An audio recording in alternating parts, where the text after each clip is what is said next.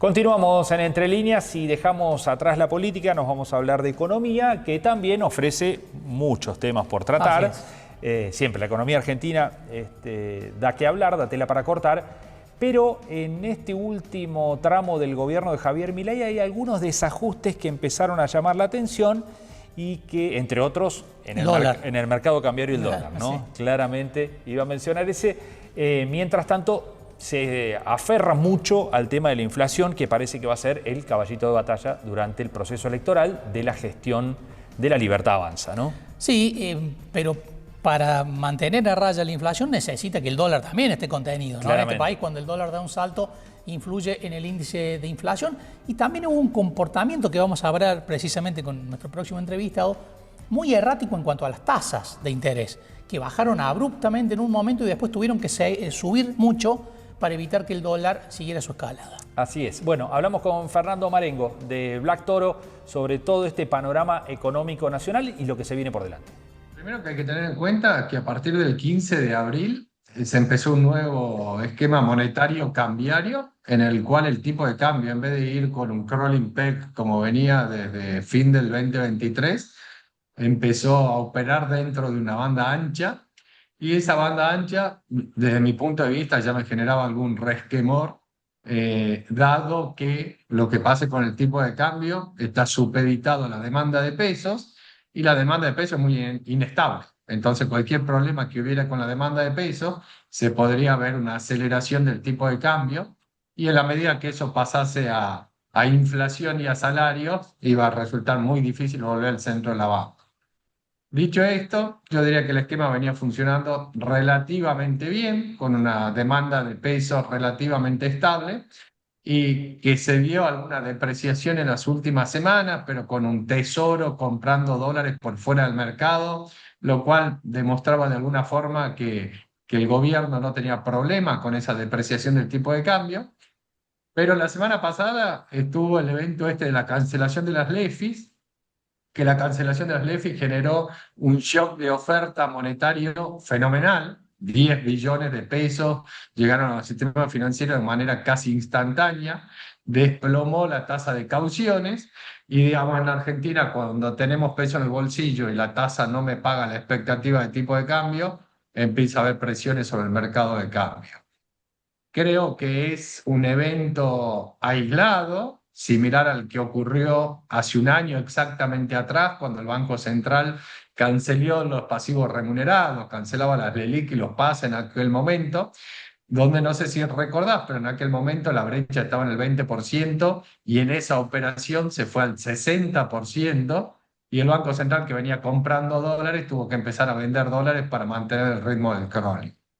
De nuevo, creo que es algo temporal, que el gobierno y Banco Central estuvieron la semana pasada exacerbando sus esfuerzos para tratar de volver a secar la plaza de pesos y que el tipo de cambio pueda seguir con la evolución que venía teniendo hasta ahora, pero claramente eso tiene impacto, digamos, esa volatilidad e incertidumbre, tiene impacto de alguna forma en inflación, en la actividad económica. Yo digo, hace que la inflación sea un poco más alta y actividad un poco más baja que el contrafáctico, ¿no?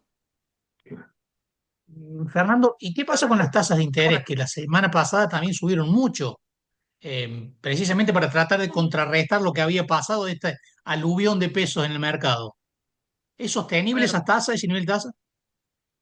de buena pregunta, Marcos. El primer impacto de la cancelación de las LEFI fue que se desplomaron las tasas de interés. La caución que estaba en el 23%, en el mismo día cayó al 12%. Después se ve un rebote muy por encima del nivel anterior, donde ese rebote claramente me imagino, está relacionado con un banco central tratando de absorber los pesos excedentes con las LECAPs que recibió a cambio de las LEFIs, y eso hizo subir las tasas de interés fuertemente. Ahora, que cada vez que en Argentina hay alguna presión sobre el mercado de cambio, ¿cuál es la receta de manual? Y intervenir el mercado del futuro y subir tasa de interés. Es la forma de restablecer ese equilibrio. Ahora la pregunta, Marcos, tuya es buena, es decir, bueno, pero ¿esto es sostenible? A ver, yo te diría, primero, creo que en la medida que se vaya normalizando la situación monetaria cambiaria, debería tender a aflojar. De hecho, si uno compara los niveles de tasas de la semana pasada respecto a la anterior, subieron como 5 puntos la tasa. Es parte del costo de esa volatilidad e incertidumbre cambiaria. Ahora bien, dicho eso, yo creo que la pregunta de fondo es ¿cuál es el nivel de tasa real de interés que debe tener Argentina?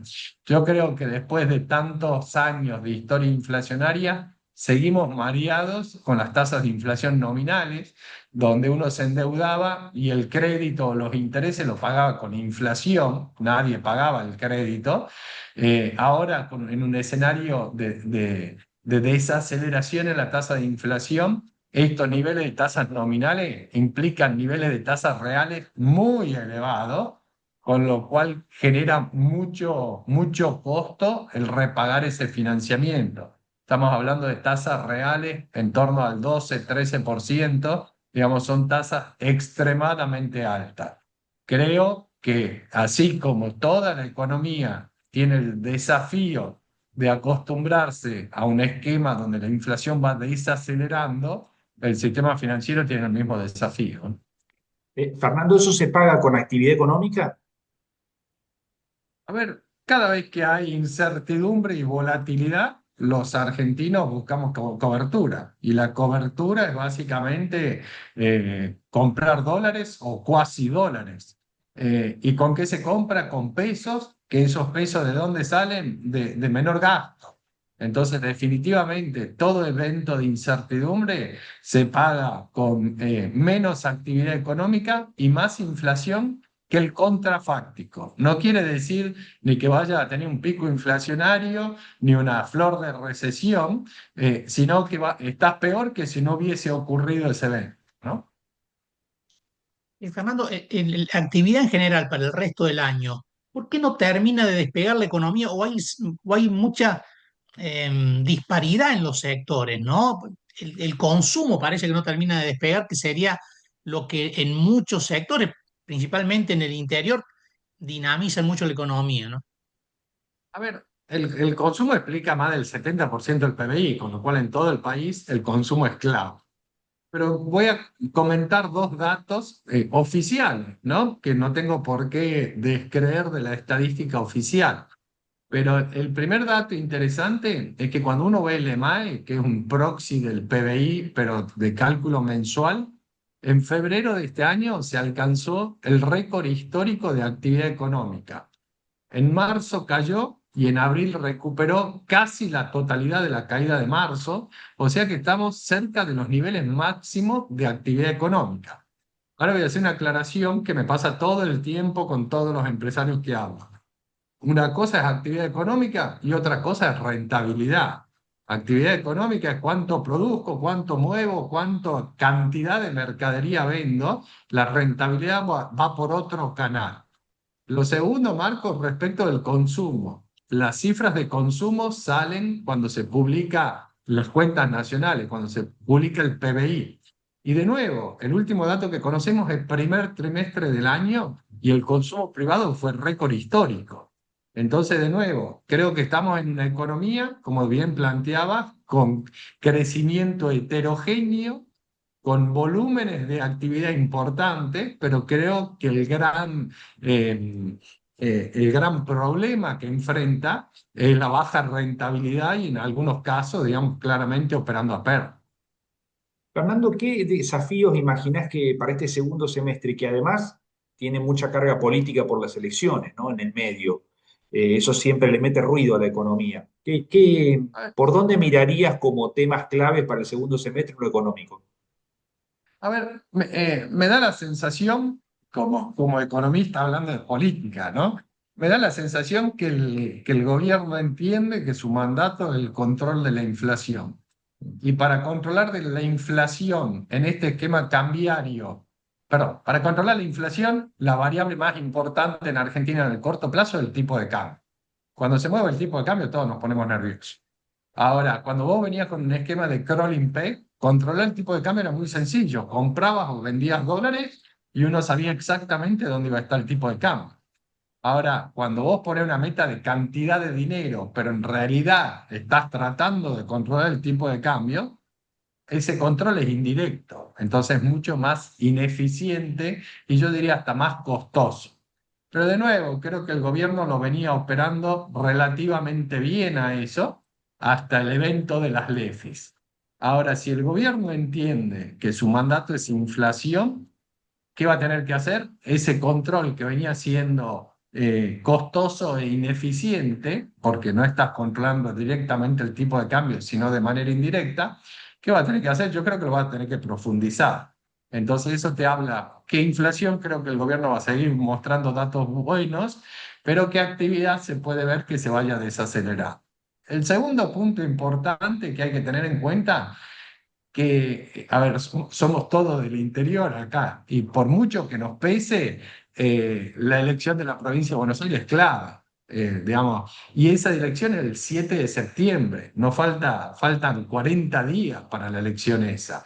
Entonces digo, una elección que está a la vuelta de la esquina. ¿Qué puede ocurrir desde el punto de vista macroeconómico para que cambie el escenario político? Creo que es muy difícil que haya un cambio macroeconómico que cambie el escenario político.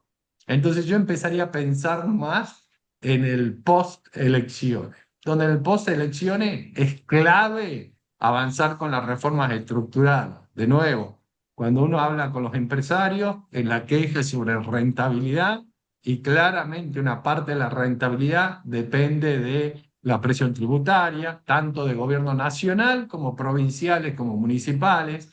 Depende del costo de la mano de obra, no necesariamente del salario, pero sí de los impuestos al trabajo y toda la contingencia laboral. Depende del costo del financiamiento, donde es básicamente el riesgo país.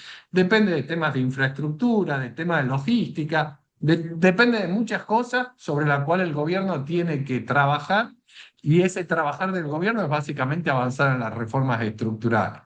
Ahora también creo que hay una segunda parte que depende del sector privado. Venimos de una economía donde todos los negocios eran financieros. Era cómo consigo insumo al tipo de cambio oficial, cómo consigo dólares al tipo de cambio oficial, cómo vendo a un precio que incorpora la brecha cambiaria, cómo consigo un crédito a tasa fija y si la tasa es subsidiada es mejor. Bueno, venimos de una economía donde todos los negocios tenían un fuerte componente financiero. Ahora, en la medida que la inflación va bajando, digamos, los negocios que sobreviven son los productivos. Entonces, creo que así como el gobierno tiene que hacer parte del trabajo, creo que el sector privado tiene que hacer otra parte de ese trabajo. Ahí estaba Fernando Marengo, el economista, analizando este panorama complejo económico, siempre la Argentina compleja, de lo que se viene, y incluyendo allí los principales desafíos, tomando en cuenta también el proceso electoral, que siempre le mete algo de ruido a la economía, ¿no? Así es. Nos vamos a la pausa. Enseguida hablamos de los cambios que se vienen en el transporte urbano en Río Cuarto.